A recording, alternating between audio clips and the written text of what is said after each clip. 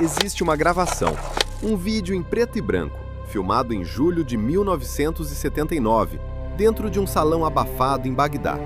Nele, um homem sobe ao palco enquanto fuma um charuto. Ele lê nomes numa lista. A cada nome lido, um homem é retirado da sala por guardas. Os que ficam começam a gritar, não de raiva, mas de alívio. Gritam lealdade, gritam que querem a morte dos traidores. Gritam para mostrar que não são o próximo nome da lista. O homem com o charuto é Saddam Hussein. Ele tinha 42 anos, estava no poder há 6 dias e acabava de inventar o Manual do Ditador Moderno. Para entender como um homem constrói um sistema de medo, você precisa entender de onde ele vem. Saddam Hussein Abd al-Majid al-Tikrit nasceu em 28 de abril de 1937, na aldeia de Al-Auja, um punhado de casas de barro a alguns quilômetros de Tikrit, no norte do Iraque. Seu pai morreu antes de ele nascer, ou abandonou a família. As versões divergem. Sua mãe logo se casou com um homem chamado Ibrahim Hassan, severo na linguagem diplomática da época. Na linguagem honesta, Ibrahim batia em Saddam regularmente, o obrigava a roubar para a família e nunca o deixou ir à escola. A infância de Saddam foi, por qualquer padrão, uma escola de sobrevivência pelo medo. Ele aprendeu cedo, antes de qualquer livro de política, que o medo funciona, que quem impõe medo controla, que quem sente medo obedece. Essa lição nunca saiu da cabeça dele. Saddam nunca falava sobre sua infância em público, mas os que estudaram sua psicologia política concordam. A criança de Al-Auja nunca saiu do homem de Bagdá. O padrasto que batia foi substituído por um Estado que batia. A lógica era a mesma. Aos 10 anos, Saddam fugiu da casa do padrasto e foi morar com o tio materno em Bagdá. O tio se chamava Khairallah Tufa, oficial do exército, pan-arabista fervoroso, preso pelos britânicos na Segunda Guerra por apoiar os nazistas. Foi Khairallah quem primeiro colocou na cabeça de Saddam que o mundo árabe estava humilhado e que precisava de um líder forte para se levantar. Mais tarde, Khairallah escreveria um panfleto intitulado Três que Deus não deveria ter criado: persas, judeus e moscas. Era o ambiente intelectual em que Saddam foi formado, não de universidades, de ressentimento transformado em doutrina. Em 1957, aos 20 anos, Saddam se filiou ao Partido Baath, um movimento pan-árabe que pregava unidade, socialismo e resistência ao colonialismo ocidental. 2 anos depois, em 1959, o partido tinha uma missão para ele: assassinar Abdul Karim Qassim, o general que governava o Iraque e havia se recusado a integrar o país numa grande nação árabe unificada. Saddam fazia parte de um grupo de 10 homens. O plano era simples: emboscar o carro de Qassim numa rua de Bagdá. O que aconteceu foi menos simples. Saddam atirou cedo, antes da hora. Os outros ficaram confusos. Qassim sobreviveu. Saddam levou uma bala na perna. A versão oficial que ele mandaria escrever anos depois: arrancou a bala com um canivete, sozinho, como um herói. Esse é o primeiro sinal do que Saddam seria: um homem que reescreve a realidade conforme a conveniência. Ele fugiu, primeiro para a Síria, depois para o Egito, onde esperou. Em 1963, o Partido Baath derrubou Qassim num golpe. Saddam voltou ao Iraque. Meses depois, outro golpe tirou o Baath do poder. Saddam foi preso. Ficou 2 anos numa cela. Aqui está o que me fascina nessa fase. Na prisão, Saddam não desmoronou. Ele se tornou líder, organizou greves de fome, negociou com os guardas, construiu uma hierarquia entre os prisioneiros políticos. Um homem que aprende a comandar dentro de uma cela é um homem perigoso quando sai dela. Na prisão, Saddam havia lido muito, especialmente sobre Stalin, o único líder moderno com uma arquitetura de terror comparável. Stalin purificou o Partido Comunista nos anos 1930 da mesma forma: reuniões, confissões públicas, fuzilamentos por camaradas. Saddam não reinventou o manual. Ele o leu, entendeu e o adaptou para um país árabe com tensões tribais e sectárias específicas. O que é mais assustador: o criador do terror ou o estudante que o replica com refinamentos? Em 1967, escapou da prisão, ou foi solto. Nunca ficou completamente claro. Em julho de 1968, ajudou a liderar o golpe que devolveu o Baath ao poder de forma definitiva. Dessa vez, o partido não sairia mais. 1968. O partido Baath assume o Iraque. Ahmed Hassan al-Bakr é o presidente. Saddam é o vice-presidente. Mas se você acompanhasse o Iraque de dentro, saberia. Saddam não era o número 2. Saddam era o número 1, que ainda não havia assumido o cargo. Enquanto al-Bakr era a face pública do regime, Saddam controlava o que realmente importava, a segurança.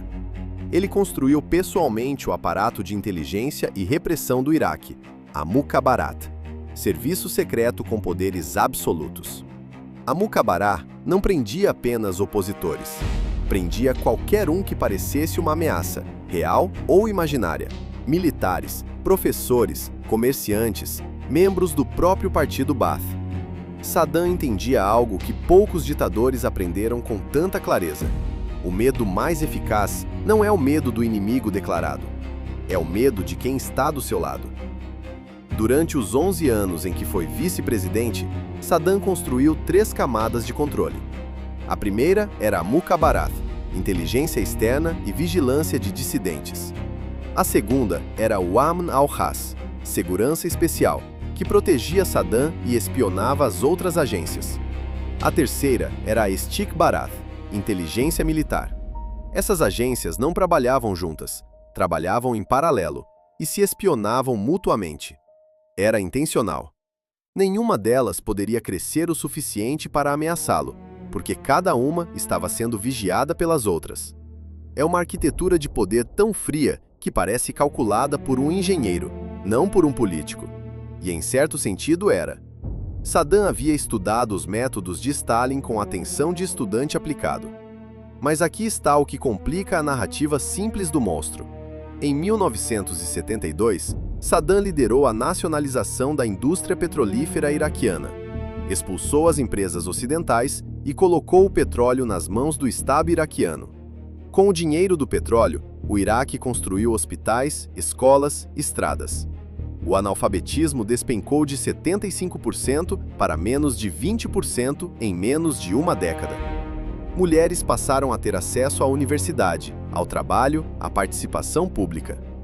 A ONU chegou a premiar o Iraque por suas campanhas de alfabetização. O Iraque de Saddam nos anos 1970 tinha a maior proporção de médicos por habitante de todo o Oriente Médio. Bagdá tinha uma vida cultural vibrante, cinemas, universidades, mulheres sem véu em cargos de governo. Esses dados não são para reabilitar Saddam. São para explicar por que um sistema de terror consegue se manter por décadas sem que a população inteira se levante. Porque a repressão vinha embalada em modernização. Porque o mesmo governo que prendia e torturava também abria escolas e pagava médicos. Isso é mais difícil de combater do que pura brutalidade. Porque deixa as pessoas em dúvida. Será que poderia ser pior? É impossível entender como Saddam chegou ao poder sem entender isso. Porque ditaduras não se sustentam apenas pelo medo. Elas se sustentam pela combinação de medo e de algo que parece funcionar. Em 1979, al-Bakr adoeceu. A versão oficial: renúncia voluntária por problemas de saúde. A versão que circulava nos corredores do partido: Saddam o pressionou até que não houvesse outra saída. Em 16 de julho de 1979, Saddam Hussein assumiu simultaneamente a presidência, o comando das Forças Armadas e a Secretaria-Geral do Partido Baath. Nenhum cargo havia ficado de fora. Em 6 dias, ele mostraria o que planejava fazer com esse poder absoluto. 22 de julho de 1979.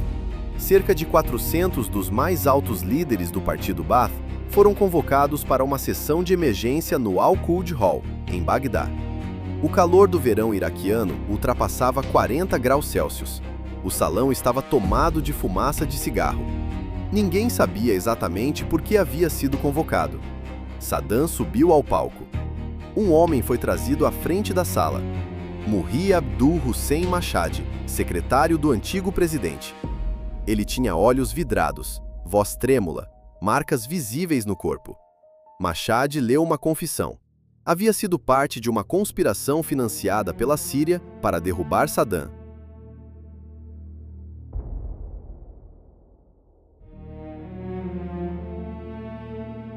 Saddam então foi para o palco e começou a citar nomes. 68 nomes.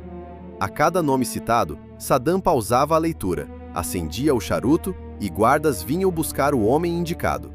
Os que ficavam na sala viam seus colegas sendo levados e começavam a gritar: lealdade, apoio, morte aos traidores. Gritavam para sobreviver. Tudo foi gravado em vídeo, por ordem do próprio Saddam. Ele queria que aquilo existisse como registro. Queria que todo funcionário, todo militar, todo membro do partido soubesse que aquilo tinha acontecido. Porque a gravação não era uma prova, era uma mensagem. O vídeo existe, pode ser encontrado. É perturbador não por violência explícita, mas pela normalidade com que as pessoas reagem ao horror. Os homens na sala não gritavam por ideologia. Gritavam porque precisavam que Saddam os visse gritar. Precisavam ser visíveis na sua lealdade, porque a invisibilidade, naquele salão, era o começo da lista. Imagine estar nessa sala. Seu colega de partido por 10 anos acabou de ser levado por guardas. Você não sabe se é o próximo. Então você grita mais alto do que todos. Esse é o mecanismo mais eficiente do terror. Ele não precisa te obrigar a mentir. Ele te convence de que mentir é a única coisa razoável a fazer. 22 homens foram condenados à morte. Entre eles, 5 membros do Conselho do Comando Revolucionário, os homens mais poderosos do partido depois de Saddam. Mas aqui está o detalhe que transforma esse episódio de massacre em sistema. Saddam não mandou soldados executar os condenados. Ele formou esquadrões de fuzilamento com membros leais do próprio partido. Obrigou camaradas a matar camaradas. Por quê? Porque quem mata junto não pode mais dar marcha atrás. Você não pode se opor ao regime quando tem sangue do regime nas mãos. Era cumplicidade forçada e funcionava como cimento. Esse é o nível de sofisticação do sistema de medo que Saddam construiu. Não era apenas brutalidade, era brutalidade com arquitetura. Depois do expurgo, veio o apagamento, não de pessoas, de perspectivas. O rosto de Saddam passou a estar em todo lugar, em outdoors nas estradas, nos escritórios governamentais, nas escolas, nas notas de dinheiro. Estátuas em praças públicas de Bagdá e de cada cidade do interior. Saddam aparecia em pinturas como guerreiro beduíno, como general moderno, como líder religioso. Dependendo do público que precisava seduzir, ele se adaptava visualmente, sem nunca explicar a contradição. Para os sunitas do interior, era o filho do deserto, o árabe autêntico. Para os urbanizados de Bagdá, era o modernizador, o construtor de hospitais. Para o mundo árabe mais amplo, era o resistente ao imperialismo ocidental. Nenhum desses Saddams era completamente falso. Nenhum era completamente verdadeiro. O culto à personalidade não cria uma imagem, cria um espelho. E cada observador vê o que precisa ver. As crianças eram ensinadas nas escolas a cantar músicas em homenagem a Saddam. Saddam significa aquele que enfrenta, e o nome estava em todo canto.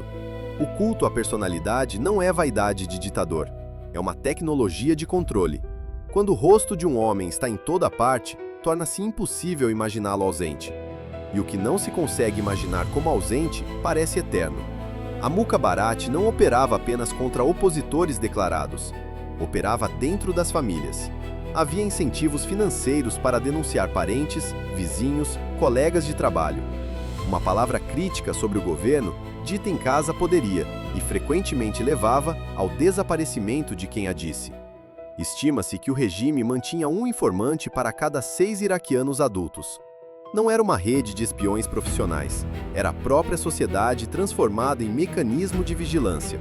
Professores reportavam alunos, vizinhos reportavam vizinhos, filhos, às vezes, reportavam pais. O regime recompensava as denúncias com dinheiro, com promoções, com segurança. Denunciar primeiro era uma forma de sobreviver. Isso tornava o sistema de Saddam diferente de uma simples ditadura militar. Ditaduras militares dependem de soldados para manter o controle. O sistema de Saddam dependia de todos. Saddam sabia que o núcleo mais resistente a qualquer regime autoritário é o círculo íntimo das pessoas. A família, os amigos, a confiança privada. Então ele contaminou esse círculo. Transformou o lar em mais uma extensão da vigilância do Estado.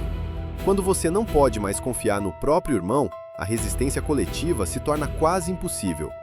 Não porque as pessoas concordem com o regime, mas porque não podem encontrar ninguém com quem concordar em discordar. Aqui está o detalhe que a história oficial frequentemente omite. Durante boa parte de sua ascensão, Saddam Hussein tinha apoio dos Estados Unidos. O Iraque era um estado tampão estratégico contra a União Soviética. A CIA havia apoiado o Partido Ba'ath desde os anos 1960. Quando Saddam lançou a guerra contra o Irã em 1980, os Estados Unidos forneceram inteligência, crédito e equipamento. Sabiam das armas químicas, sabiam dos massacres. Calcularam que o inimigo do inimigo era útil. Donald Rumsfeld visitou Saddam Hussein pessoalmente em 1983, um aperto de mão amplamente fotografado.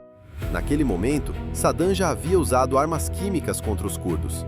Washington sabia, e enviou um enviado especial para apertar a mão do responsável, porque o Irã revolucionário assustava mais do que o Iraque de Saddam.